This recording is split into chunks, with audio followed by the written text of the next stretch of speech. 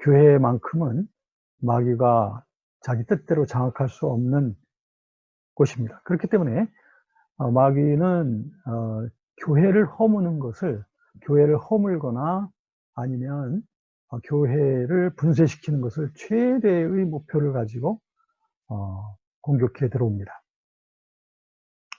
아시다시피 나머지 모든 기구들, 공중 권세 잡은 이 마귀의 세력은 세계에 있는 모든 기구와 이 조직들을 자기들이 원하는 대로 활용할 수가 있습니다. 물론 그렇다고 해서 이 모든 기구들이 다 마귀에게만 장악된다는 그 말은 아닙니다. 그러한 기구들은 하나의 중립적 존재라고 생각해요. 그래서 하나님이 다스리실 때는 하나님의 아름다운 도구가 되는 것이고, 또 그 지역을 마귀가 그런 조직들을 사용할 때는 마귀적 그러한 조직이 되는 거죠.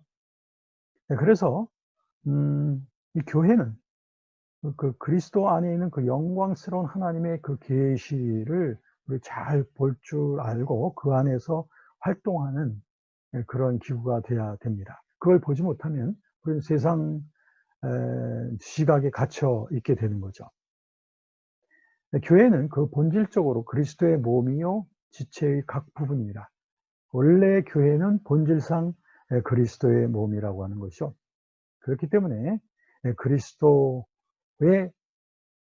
그리스도께서 우리에게 부어주신 그런 여러 가지 유산들, 그런 많은 유업들, 이런 것들을 우리가 같이 공유해야 되는데, 그러려면 우리의 믿음의 눈이 열려서 땅의 것이 아니라 하늘에 속한 그 진리들을 우리가 보아야 되는 거죠. 그래야 우리들은 어둠의 권세를 분별할 수도 있고요, 막아낼 수가 있습니다. 이 음부의 세력이라고 하죠. 이 귀신들의 역사입니다. 자, 그래서 마귀의 역사는 세계 속에 아주 견고한 진들을 퍼져내고 있습니다. 이 견고한 진들은 우선 대종교들 속에서 퍼져 있습니다. 세계적인 대종교들, 이슬람교, 불교라든지 이러한 종교 속에 있고, 특별히 종교 혼합주의적인 현대 문화 속에 이런 마귀의 견고한 진들이 펼쳐져 있습니다. 그런가 하면 철학계에도 역시 마찬가지입니다. 실존주의라든지 이러한 내용 속에도 보면 이와 같은 그 마귀의 역사가 강하게 나죠. 사실 우리들은 하나님을 위하여, 하나님을 영광스럽게 하기 위하여 우리가 지음받은 존재들인데, 실존주의는 인간의 자유, 또 인간의 이익, 인간의 어떤 인간의 욕망, 이런 것들에 항상 맞춰져 있는 거죠. 그러다 보니까 하나님보다는 인간의 실존, 복음보다는 항상 상황에 관점을 두는 것이 실존주의인데, 마귀는 여지없이 이러한 영역 속에 파고 들어오죠. 그리고 이 세큘라한 인본주의, 이것이야말로 오늘날 인간을 위해서 모든 것을 해야 된다고 하는, 또 인간 중심으로 생각하고 인간 중심으로 판단하는, 그 다음에 물질 만능주의, 이런 것 속에 얼마든지 이러한 그 마귀의 역사가 지금 확산되어져 있습니다. 종교적 상대주의, 그러니까 여러 종교들은 다 나름대로 가치가 있다고 보면서 어떤 특정 종교만을 두둔해서는 안 된다라고 보는, 또 현대 심리학 속에도 보면 프로이드라든지 구스타프 융이라든지 이런 사람들의 그 이론 속에 보면은 이런 그 종교 혼합주의적인, 또 범신론적인 이런 길로 통하는 그러한 그 어둠의 영역들이 얼마든지 나타나고 있습니다. 결국 오늘날 이 종교다운주의, religious pluralism, 이것이 지성인들과 또 리버럴한 신학자들이 이것을 굉장히 존중하고 있는, 모든 종교에 다 구원이 있다라고 보는 이와 같은 영향이 지금 가톨릭교회나 정교회나 개신교나 이런 영향들이 굉장히 많이 확산되어져 가고 있다. 우리나라에서도 보면은 지금은 돌아가신 분이지만 감신대에 그 변선한 교수 같은 분이 종교다원주의적인 신학을 아주 공공연히 표출했습니다. 그러면서 그는 말하기를 다른 종교들을 이제 개방적으로 기독교가 돼야 된다라고 하면서 이제 타 종교와 신학이 아니라 타 종교의 신학이 요청된다라고 이렇게 말한 적이 있을 정도로 변선한 교수는 종교다원주의자였습니다. 문화적으로 본다면 뉴에이지 운동이 아주 심각하죠. 그래서 여러 문화 속에 또 여러 과학 속에도 이런 뉴에이지 성향들이 굉장히 많이 들어가 있는 것을 보게 됩니다. 자, 그러면 메릴 엉거라고 하는 이 그 귀신론 전문가인데요. 이분은 교회가 귀신들의 활동을 저지하기 위해서 어떤 일들을 해야 되냐, 이 교회의 책임에 대해서 뭐라고 말을 하느냐면은, 교회는 귀신의 영들의 술책과 능력을 폭로하고 구원의 길을 제시해 줘야 된다. 그리고 교회는 치유와 구원의 카리스마적인 은사를 활용해야 된다. 그리고 교회는 이런 구원과 해방을 위하여 영적 직접으로 유력한 지도력을 발휘해야 된다. 이런 교회의 책임에 대해서 메릴 엉거는 일찍이 지적을 해줬습니다. 자, 그러면 이제 우리의 그 현 생활 속에 또 우리의 신앙 생활과 교회 속에 다가오고 있는 그 귀신들의 공격 특성을 세 가지로 분석을 합니다.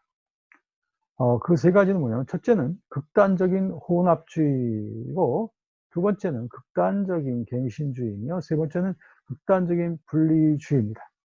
이 세 가지가 아까 우리가 얘기했던 대로 고대교회 때의 이단들의 한 가지 모형들을 보여주고 있습니다.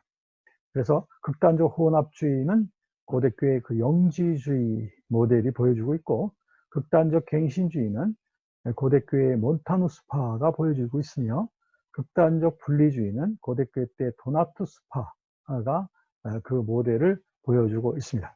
이 세 가지를 하나씩 보도록 할게요. 첫째는 극단적 혼합주의 집단, 또 혼합주의 이단입니다.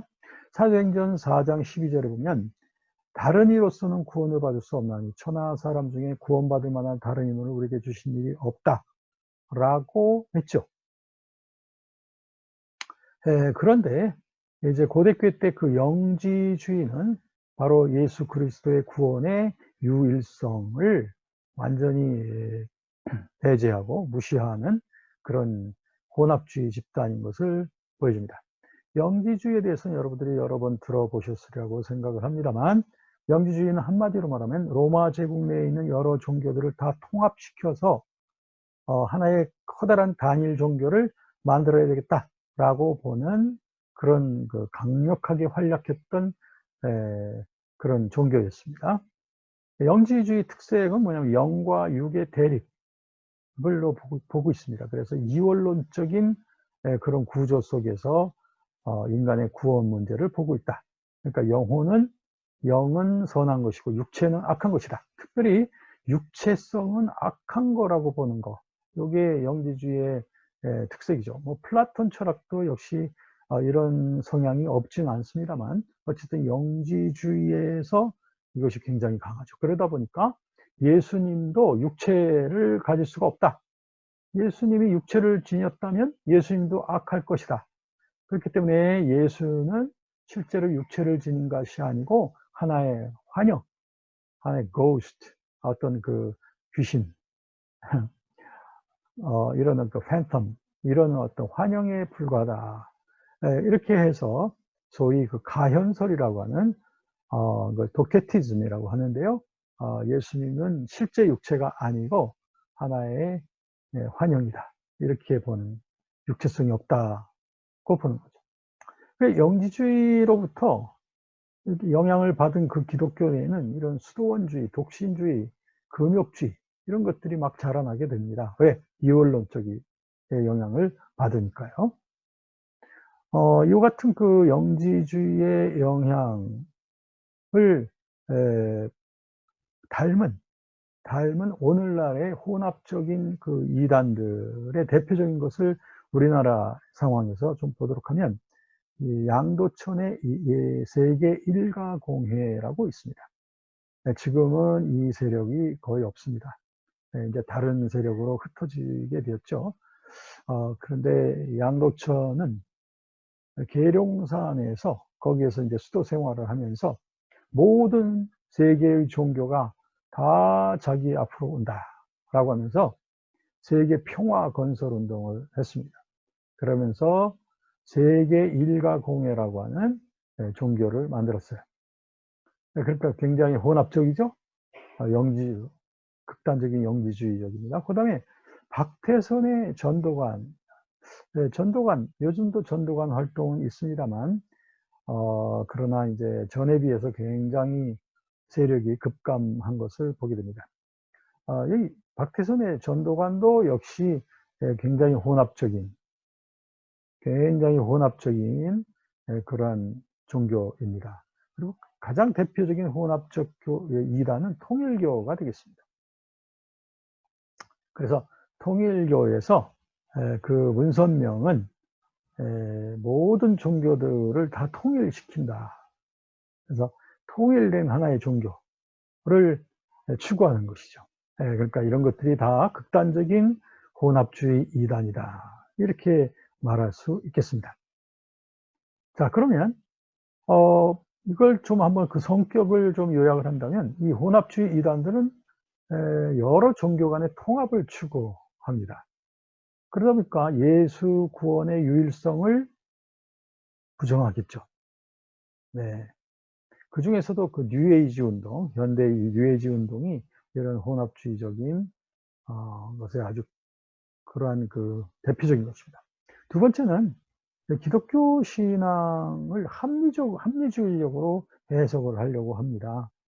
그래서 기독교의 교리를 너무 미신적이다, 또 합리적이지 못하라고 그렇게 불평하면서, 그래서 나름대로 그들은 세상의 철학이나 과학의 원리에 치중한 기독교로 만들어야 된다 해가지고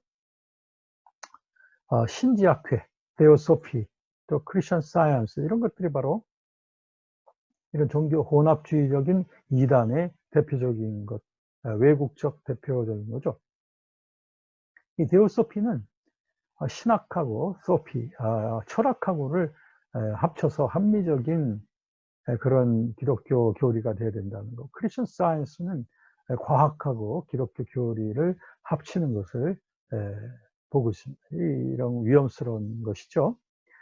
그 다음에는 예를 들면은 적극적 사고방식의 그런 유명한 지그 지글라라든지 또 노만 빈센트 필, 로버트 슐러, 이런 사람들에 나타난 적극적 사고방식의 이런 것들이 영지주의적 요소들이 매우 강하게 나타나고 있다. 왜? 인간의 그 신념과 하나님께 대한 신앙을 그저 하나의 그 적극적 사고방식, 또 긍정적 사고방식, 긍정적 신념, 이런 것들하고 합하려고 하는 거죠. 세 번째는 이런 그 집단에서는 기독교의 의식을 좀 복잡하게 만들어 갑니다. 기독교 예배나 기도에다가 이 무속적이거나 마술적인 요소들을 합치려고 하는 거죠. 타 종교나 소종파에 나타나는 그런 영성들을 기독교 기도라든지 예배에다가 합하려고 하는 거죠.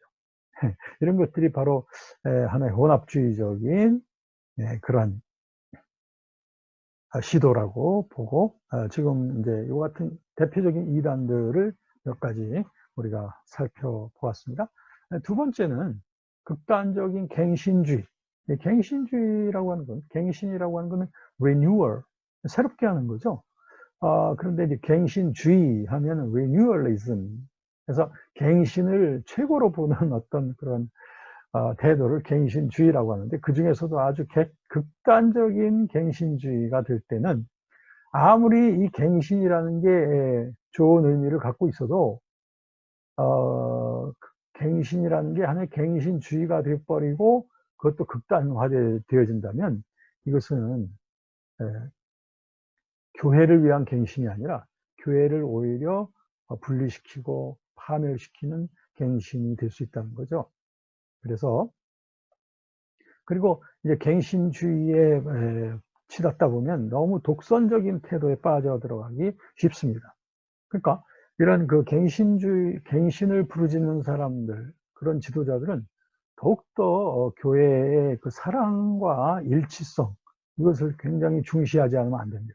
안 그러면 이런 그 오류에 빠지게 됩니다. 자, 그럼 고대교회 때의 갱신주의의 대표적인 게 바로 몬타누스파입니다.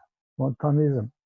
몬타누스파는 제2세기에 교회 내부에서 일어난 이단 운동으로서 교회가 너무 세속화되어지고 영적으로 침체되는 것에 대하여 반동으로서 일어난 겁니다. 그래서 교회를 좀 뜨겁고 새롭고 그리고 초대교회적인 교회로 만들자라고 하는 좀 좋은 취지에서 일어나긴 한 거예요. 그런데 그것이 이제 극단적인 갱신주의가 되어지다 보니 결국엔 기존 교회와 큰 그 각을 세우게 됐다 이거죠.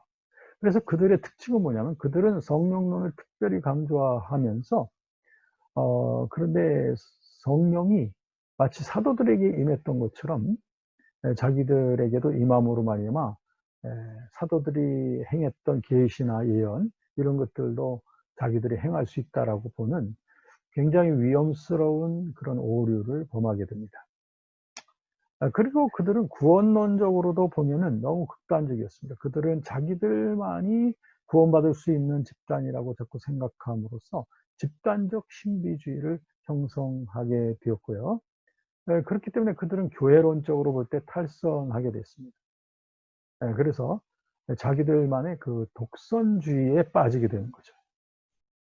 네 번째, 그들은 종말론에 있어서 예수의 재림을 매우 급박하게 임한다고 전파했는데 시한부 종말론으로까지 빠져들어갔습니다. 그러니까 예수님이 언제 어디에 온다라고 하면서 시한부 종말론까지 말하게 됐단 말이죠. 자, 이런 것들이 이제 그들의 그 극단적인 갱신주의자들의 특색이었습니다. 그래서 이 몬타누스파는 마침 주후 200년에 이단으로 정제되어졌습니다. 자, 그러면 오늘날에도 갱신을 추구한다는 건 좋아요. 그런데 갱신주의, 그것도 아주 극단화되어지면 이것은 이단이 되어진다. 그러면 우리나라에 있었던 이 극단적인 갱신주의 이단의 몇 가지 본다면 진야속교회라고 하는 이거 1917년 정도 이것이 이제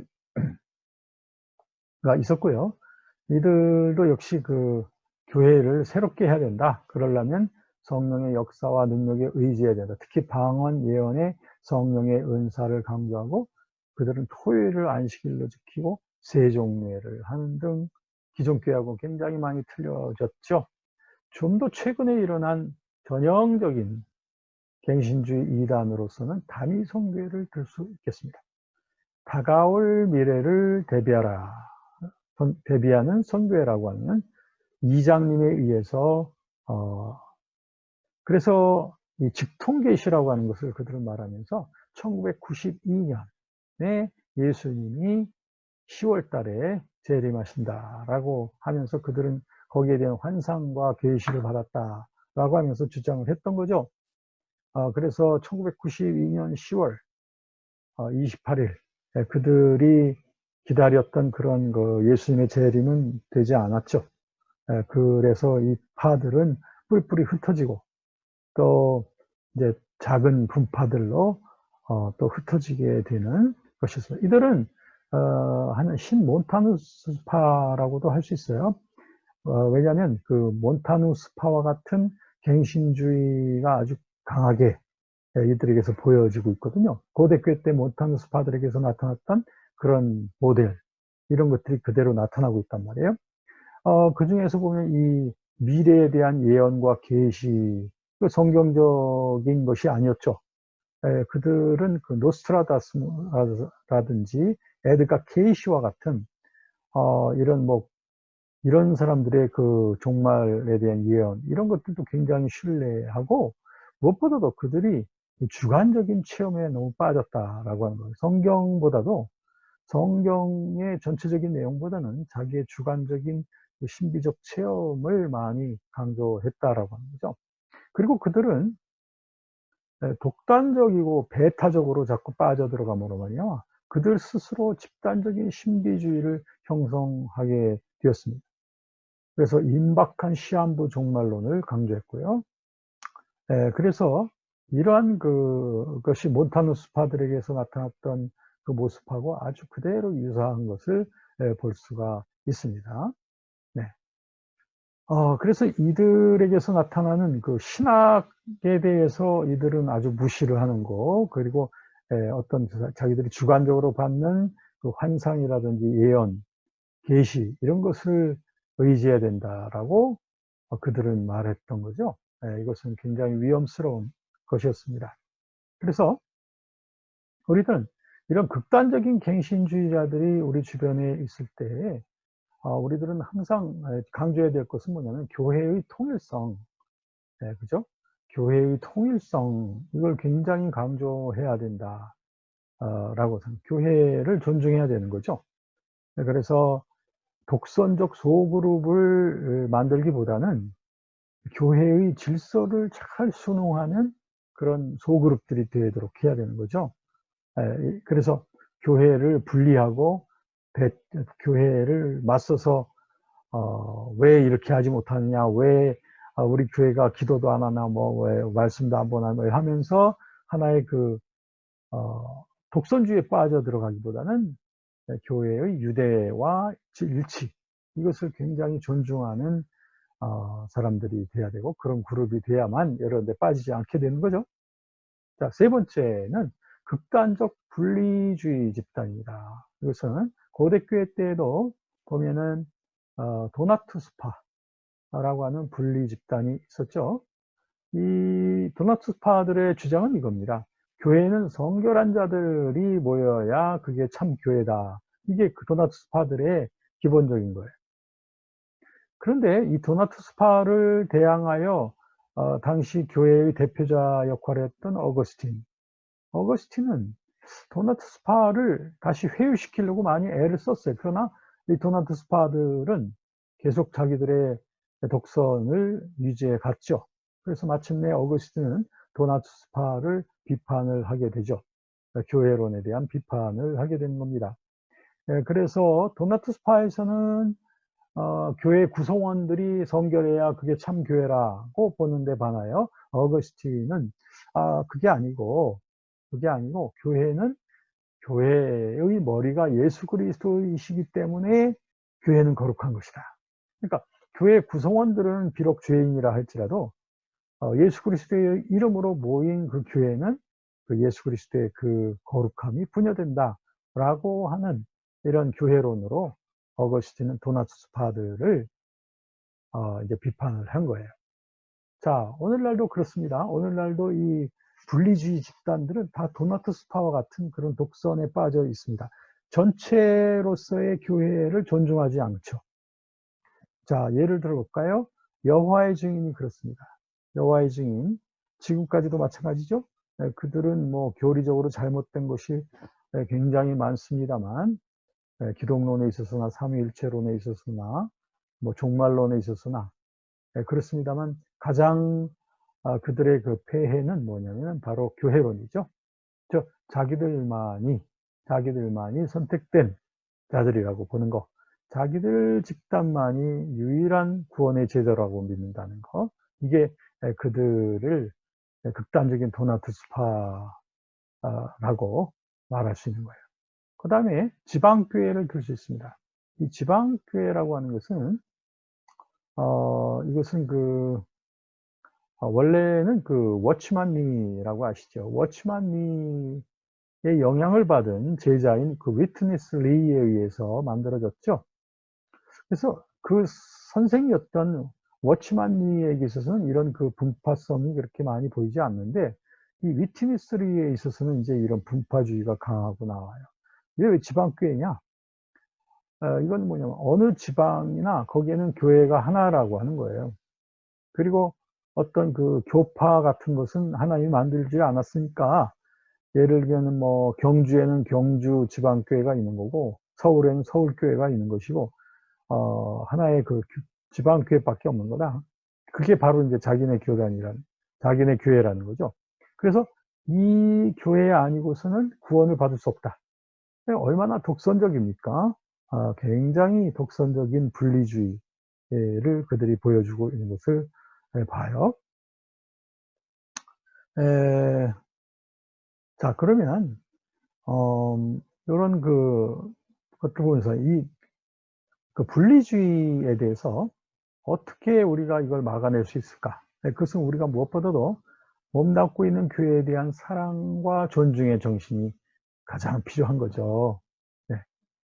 그리고 두 번째는 교회 내에서 어떤 종류의 분파적 사고나 신념을 또 받아들이지 않고 거절을 해야 돼요. 그래서 그리스도의 교회는 그 자체가 완전한 유기적 생명력을 지니자는 것을 신뢰하도록 해야 된다는 거죠. 그러니까 교회를 사랑해야 된다. 내가 몸담고 있는 교회는 그리스도의 교회라 이거죠. 아무리 우리 눈으로 보는 우리 교회의 모습이 좀 불안하고 또는 충분히 거룩하지 못하다 할지라도, 우리들은 먼저 내가 속해 있는 교회에 대한 사랑의 정신을 가지고 그걸 가지고서 우리가 교회를 바라봐야 된다는 거죠.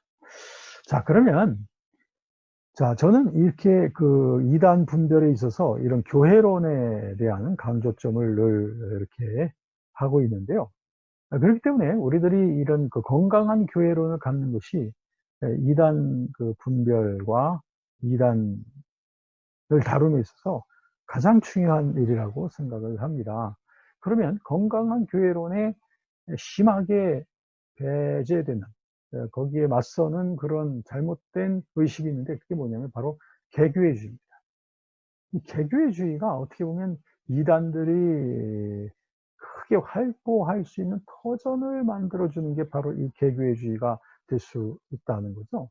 이 개교회주의라는 것은 전체로서의 그 교회를 보지 못하고 자기가 몸담고 있는 그 교회, 그 집단만을 최우선으로 생각을 하면서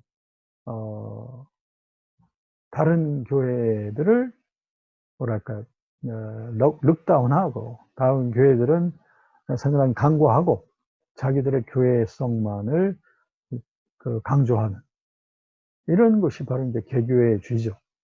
그래서 이 개교회주의의 그 심각한 그 문제성에 대해서는 뭐 오랫동안 지금 계속적으로 제기가 되어져 왔습니다.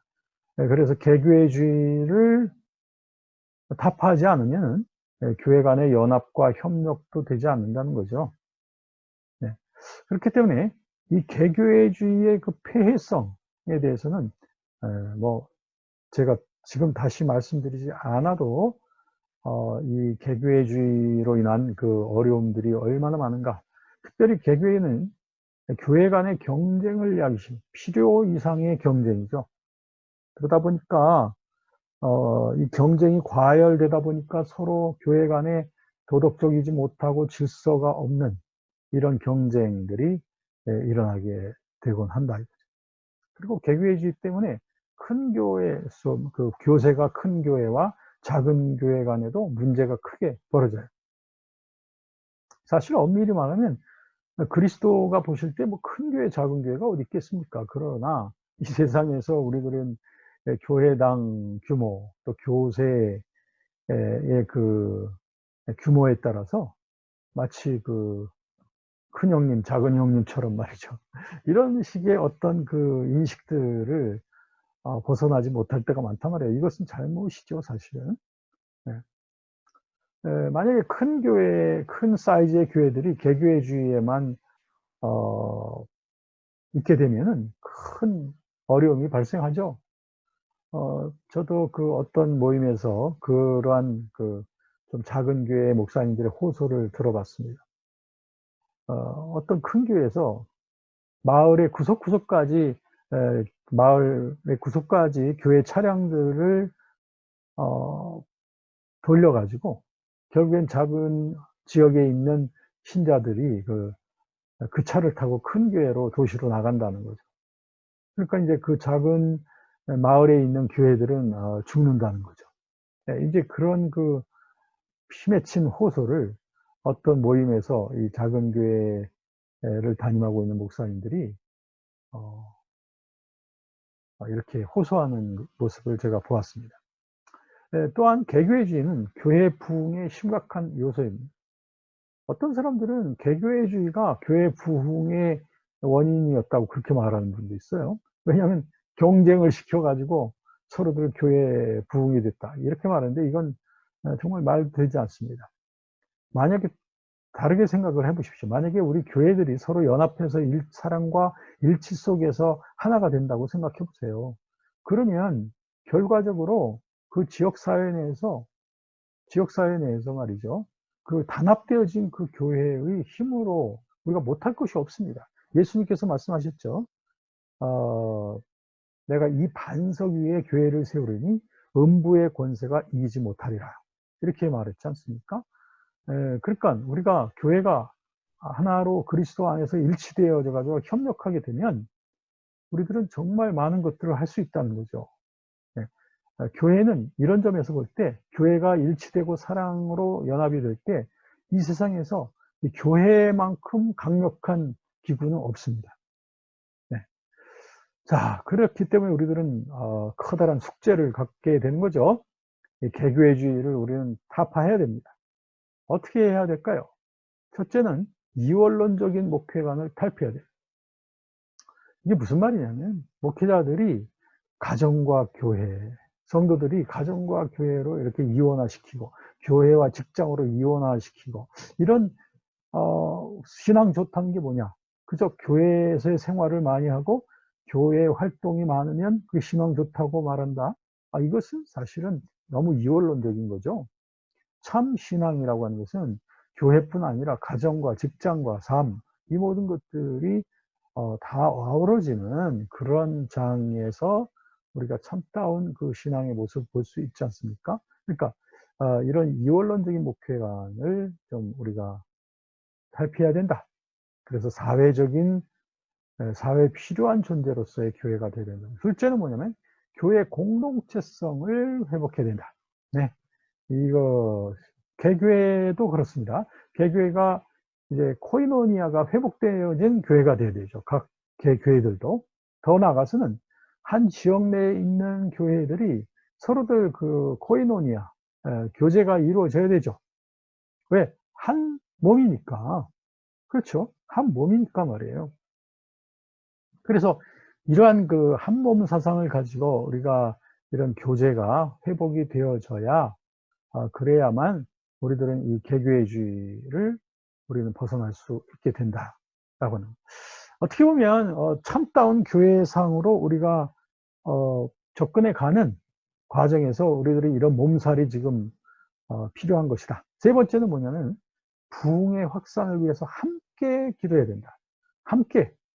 예, 우리 교회만이 아니라 이 지역에서 하나님의 나라가 부흥을 이루도록 우리 모든 교회들이 큰 사이즈, 작은 사이즈의 교회, 또 시골 마을에 있거나 도시 마을에 있거나 모든 이런 그 목회자들과 성도들이 한 몸 의식을 가지고 그 지역의 부흥을 위하여 이렇게 기도하는 그런 공동체들이 되어야 된다라고 하는 거죠. 네. 자, 이렇게 보면 근본적인 우리의 잊지 말아야 될 것은 예수 그리스도의 몸이 바로 교회다. 몸의 머리가 되신 분이 바로 그리스도다. 우리들은 지역이 떨어져 있고 교회 사이즈가 틀려도 우리는 한 몸이다. 이런 유기적인 교회론으로 우리가 같이 일치돼 가지고 그러한 의식 속에서 우리가 살아갈 때에 우리들은 이단들이 이렇게 급증하는 것을 우리가 막아낼 수 있죠. 이단들이 그렇게 힘 있는 일치된 교회 앞에서 이단들이 힘을 쓸 수가 없기 때문입니다. 자, 이와 같은 아름다운 그 교회론으로 충만된 그러한 세계를 우리가 꿈꿔야 되지 않겠습니까? 이것을 위해서 오늘날의 우리 새로운 사역자들은 이제 앞으로 우리 이 땅을 짊어지고 나아갈 사역자들은 이러한 건강한 교회론으로 충만되어져서 서로 협력하고 조력하고 일치하고 사랑하는 이런 아름다운 풍토를 만들어 갈 때 우리들은 이단들도 막아낼 수 있으며, 또한 뿐만 아니라 아름다운 하나님의 나라를 이 땅에 확산시켜 나갈 수 있는 우리들이 될 수 있다, 이렇게 보게 됩니다. 감사드립니다.